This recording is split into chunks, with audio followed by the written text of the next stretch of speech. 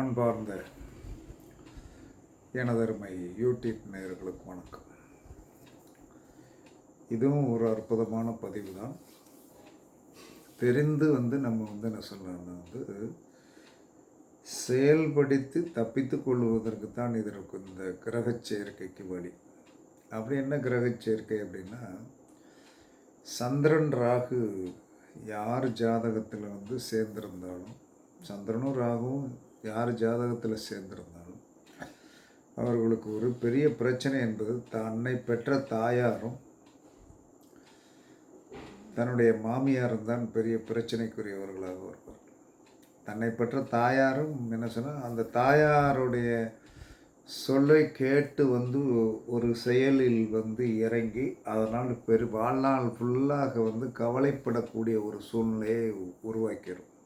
இது இந்த சந்திரன் என்பதற்கு என்ன ஏன் தாயை மட்டும் சொல்கிறோம், மாமியாரும் சேர்த்து ஏன் சொல்கிறோன்னா, அந்த ரெண்டுமே ஆதிபத்தியமுமே என்ன சொல்கிறோன்னா சந்திரனுடைய ஆதிபத்தியம் தான். அப்போ நம்ம என்ன செய்யணும் அப்படின்னா, இந்த சந்திரன் ராகு சேர்க்கை உடையவர்களுக்கு என்ன சொன்னால், தாயும் மாமியாரும் பிரச்சனைக்குரியவர்கள். அப்போ என்ன சொன்னாலும் கல்யாணம் முடிக்கிற வரைக்கும் தாய் வீட்டில் இருந்தாங்கன்னு, கல்யாணத்திற்கு பிறகு மாமியார் ஓரத்தில் கண்டிப்பாக இருக்கக்கூடாது. மாமியார் ஓரத்தில் மாமியார் பக்கத்து வீட்டில் இருந்தாலும் சரிதான், உங்களுடைய வாழ்க்கை சிறப்பாக இருக்காது. அப்போ இந்த சந்திரன் ராகு செயற்கை உடையவர்கள் தன்னுடைய வாழ்க்கை சிறப்பாக இருக்க வேண்டும் என்று சொன்னால், மாமியார் இல்லாத இடத்திற்கு கட்டிட்டு கல்யாணம் முடிச்சுட்டு போங்க, உங்களுடைய வாழ்க்கை சிறப்பாயிரும். அதுவரை உங்களுக்கு மாமியார் என்று சொல்லக்கூடிய அந்த அமைப்பு உடையவர், மாமியார் என்று சொல்லக்கூடிய கணவனை பெற்றவர் என்ன சொல்லலான்னா இருக்கின்ற காலம் வரை உங்களுக்கு அந்த நபரோடு நீங்கள் நிம்மதியாக குடும்பம் நடத்த முடியாது. இதனால் பரிசித்து பாருங்கள். கண்டிப்பாக இது சொல்கிறதுல ரொம்ப பர்ஃபெக்டாக இருக்கும். ரெண்டாவது என்ன சொன்னான்னா ஒன்று என்ன சொன்னான்னா, இந்த பேசிக்கொள்ளுதல் அல்லது பேசாமல் கொள்ளுதல், இந்த ரெண்டும் தான் அந்த தாய் அல்லது மாமியார்ட்ட இருக்கும். பேசுனா ஏதாவது ஒரு பிரச்சனையை சொல்லுவாங்க,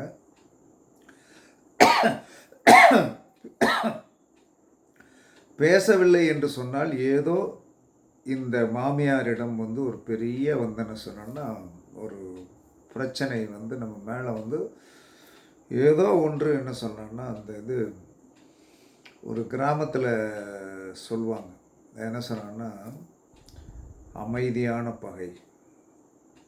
அமைதியான பகை அங்கே இருக்கும்.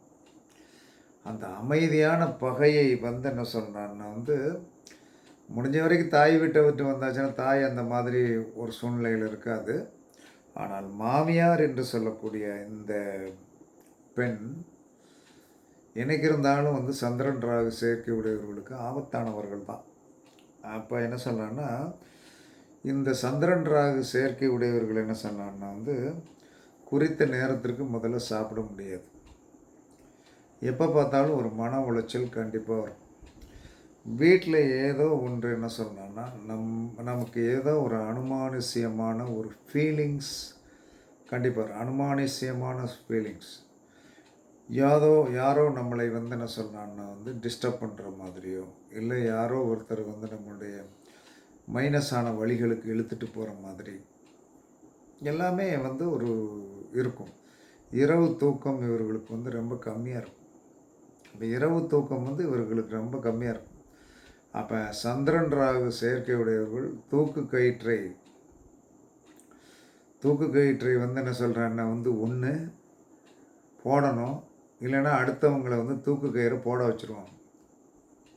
இந்த ரெண்டு கண்டிப்பாக செய்யணும். சந்திரன் ராகு செயற்கை உடையவர்கள் மாமியார் இல்லாத காலத்திற்கு பிறகு இவர்களுடைய கொடூரம் எங்கே திரும்பும்னா, ஒன்று கணவராக இருந்தால் மனைவி மேலே திரும்பும், மனைவியாக இருந்தால் கணவர் மேலே திரும்பும். திரும்பி என்ன செய்வாங்கன்னா ஒன்று இவர்களை சாகடிக்கிற மாதிரி நமக்கு ஒரு நிலைமையை உருவாக்குவாங்க, நம்மளை கொலகாரன் ஆக்கிடுவாங்க. அல்லது நம்மளையே தற்கொலை பண்ண வச்சிரும். மாமியார் இருக்கிற வரைக்கும் என்ன செய்வாங்க தெரியுமா? இவர்கள் என்ன சொல்கிறாங்கன்னா தற்கொலை பண்ணக்கூடிய ஒரு எண்ணம் இவர்களுக்கு வரும். அந்த டிப்ரெஷனில் செத்து போயிடுவோமா அப்படிங்கிற ஒரு சூழ்நிலை வரும். இதெல்லாம் உண்மையானா 100% உண்மை. இதில் மாற்றுக்கருத்தெல்லாம் கிடையாது. அப்போ இந்த மாதிரி ஒரு சூழ்நிலைகளில் இவர்கள் என்ன சொல்கிறாங்கன்னா ஒரு விதத்தில் பைத்தியக்காரர்கள் மாதிரி இவங்க பேசுகிறதும் என்ன சொல்கிறாங்கன்னா கண்டிப்பாக என்ன சொல்கிறாங்கன்னா ஒரு யாரும் சொல்கிறதை கேட்கக்கூடிய ஒரு மனநிலை கண்டிப்பாக இருக்காது. அவர்கள் ஒரு சிந்திக்கிறது தான் சரி என்று சொல்வார்கள். அவர்கள் சிந்திப்பது தான் ஒரு நியாயம் என்று சொல்வார்கள். அப்போ இதுதான் இவங்களுடைய உண்மையான சொரூபம். இதிலேருந்து இவங்க மாற மாட்டாங்க. அப்போ இவங்களை புரிஞ்சுக்கணும். சந்திரன் ராகு சேர்க்கை இருக்கணும். ஒரு பேச்சில் ஒரு படபடப்பு இருக்கும். பேச்சில் ஒரு படபடப்பு இருக்கும். அந்த படபடப்பில் என்ன சொல்கிறேன்னா ஒரு வீசிங் கணக்காக வர்ற மாதிரி அப்படியே என்ன சொல்கிறேன்னா ஒரு ஏற்ற இறக்கமாக கொந்தளிக்கிற மாதிரியே இருக்கும். நான் ரொம்ப ரசித்து பார்த்துருக்கேன். ஏன்னா அந்த மாதிரி ஒரு ஜாதகங்களெல்லாம் பார்த்துட்டு லேசாக தூண்டி விட்டுட்டு பேசாமல் உட்காந்துருந்தோம்னா என்ன செய்வாங்க? கண்டிப்பாக அவங்க எமோஷன் இருக்கிற தன்மைகளில் அதுக்குள்ளே 2 தடவை தண்ணி விட்டுச்சுருவாங்க. இதெல்லாம் கிரக சேர்க்கையை நம்ம ரசிக்கணும். அப்படி ரசிக்கும்போது தான் நாங்கள் என்ன சொல்கிறோன்னா நம்ம அதோடைய அந்த இதை புரிஞ்சுக்கிட முடியும். தெளிவாக நம்ம சொல்ல முடியும். சரி, இதுக்கு ஏதாவது தீர்வு இருக்கிறதா? தேர்வெல்லாம் கண்டிப்பாக உண்டு. நம்ம என்றைக்குமே ஒரு விஷயத்தை சொல்லிவிட்டு அதற்கு தீர்வு என்பதை என்ன சொன்னாலும் கொடுக்காம போகிறதே கிடையாது. யாரோ நம்ம வீடியோவை படிக்கிற யார் ஒரு 10 பேர்னாலும் அந்த தீர்வை செஞ்சு நல்லா இருக்கேன்னு சொல்லக்கூடிய ஒரு ஆதிபத்தியத்தை உருவாக்கி கொடுப்பது அந்த வீடியோவுடைய நோக்கமே. அதனால் நீங்கள் என்ன செய்யுங்க, உக்கிர தெய்வ வழிபாடு பண்ணணும். அப்போ உக்கிரம் அப்படின்னா துர்க்கை, உக்கிரமான அம்மா, காளி உக்கிரமான அம்மா, வராகி உக்கிரமான அம்மா. அப்போ அந்த உக்கிரமான தெய்வங்களை வீட்டில் வச்சு நீங்கள் படமாக சின்ன படமாக வச்சு வைக்கலாம். சின்ன சிலைகளாக வச்சு அதற்கு அபிஷேக ஆராதனைகள் பண்ணி இத்தனைக்கான பொங்கல் வச்சு அதற்குண்டான சுலோகங்களை முறையாக சொல்லி வழிபாடு பண்ண பண்ண பண்ண பண்ண பண்ண பண்ண என்ன சொல்லணும்னா இந்த உங்கள்கிட்ட இருக்கிற குறைகள், உங்களுக்கு எதனால் குறைகள் வந்ததோ அது சார்ந்த பிரச்சனைகள் கண்டிப்பாக தீர்ந்து நீங்கள் ஒரு சுமூகமான நிலைமைக்கு வருவீங்க. இல்லைன்னா சந்திரன் ராகு சேர்க்கை உடையவர்கள் வீட்டில் உட்கார்ந்திருந்தார்கள் என்று சொன்னால், ஹவுஸ் ஒய்ஃபாக இருந்தார்கள் என்று சொன்னால், அவர்களுக்கு பொழுது போகாமல் ஏதோ தேவையற்ற ஒரு சிந்தனை பண்ணிகிட்ருப்பாங்க. அதனால் அவர்கள் என்ன சொன்னான்னா தவறுகளை தவறுகள் என்பது நீங்கள் தப்பாக எடுத்துக்காதீங்க. ஏதோ ஒரு விதத்தில் இவங்க இவங்ககிட்ட ஒரு தவறு ஒட்டிக்கிடும். அதிலேருந்து இவங்க ரிலீஸ் ஆக முடியாது. அப்போ இவர்கள் இந்த துர்க்கை அல்லது காளி அல்லது வராகி போன்ற உக்கிர தெய்வங்களை வீட்டில் வச்சு என்ன சொல்லலாம்னா காலையில் குளித்து முடித்து 2 நல்லெண்ணெய் தீபமோ நெய் தீபமோ போட்டு ஆட்டோமேட்டிக்காக இத்தனைக்கான பூ போட்டு நல்லா ஒரு சின்ன இனிப்பு ஒரு லட்டு கணக்காக வச்சு என்ன சொல்லலாம்னா அந்த வராகியுடைய காயத்ரி மந்திரமோ, துர்க்கையுடைய காயத்ரி மந்திரமோ அல்லது காளியுடைய காயத்ரி மந்திரமோ முறையாக இவர்கள் சொல்லி வரும்போது இந்த சந்திரன் ராகு சேர்க்கைக்கு உண்டான தோஷங்கள் போகும். தனிப்பட்ட முறையில் இருக்கிற தோஷங்கள் போகும். உங்களை யார் தாய் துன்புறுத்தி கொண்டிருந்தாலும், தாரம் துன்புறுத்தி கொண்டிருந்தார்கள், ஒன்று இறப்பால் உங்களை சங்கடப்படுத்தாமல் போயிடுவாங்க.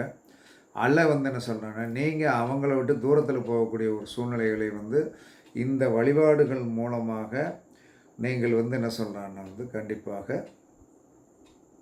என்ன செய்யணும்.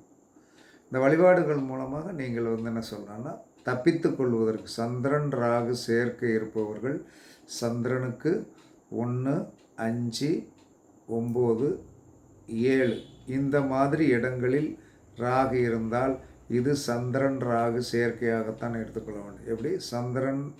சந்திரனுக்கு 1, 5, 9, 7 இந்த 3 ஆதிபத்தியத்தில் இருந்தால் இருக்கும். இருந்தால் வந்து இந்த மாதிரி வழிபாடு பண்ணி வந்தேன்னு சொன்னோன்னா, கண்டிப்பாக நீங்கள் வந்து என்ன சொல்லலாம்னா, இந்த பிரச்சனையை தீர்த்து கொள்ளலாம். இதற்கு உக்கிர தெய்வ வழிபாடு மிக மிக சிறந்தது. இதை பரீட்சித்து பாருங்கள். கண்டிப்பாக நீங்கள் அந்த டிப்ரஷனில் வந்து என்ன சொன்னோன்னே இருந்தீங்க. இது ஆண்களாக இருந்தாலும், பெண்களாக இருந்தாலும் இதற்கு தீர்வு இதுதான். அப்போ என்ன சொல்லலாம்னா வந்து, கண்டிப்பாக பாதிப்புத்தன்மைகள் வராமல் வந்து பிரச்சனை வந்து வராமல் இருக்கும். அதனால் அம்மா, மாமியார் 2 பேர் தான் சந்திரன், ராகு சேர்க்கை உடையவர்களுக்கு கதாநாயகர்கள். இந்த கதாநாயகர்கள் மூலமாக தான் பிரச்சனை வரும். அந்த கதாநாயகர்களை கண்டு நீங்கள் அஞ்ச வேண்டாம்.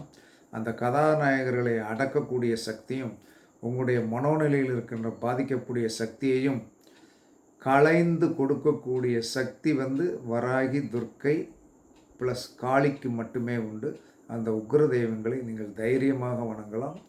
எந்தவித பிரச்சனையும் இருக்காது என்று கூறி, உங்களிடமிருந்து விடைபெறுவது சிப்பி பாறை ஜோதிடர் சாதி ராகவன் ஜெயபாலாஜி. சுகமே சொல்க, சுகமே சொல்க. வாழ்க வளமுடன், வாழ்க வளமுடன். வணக்கம், வணக்கம், வணக்கம், வணக்கம்.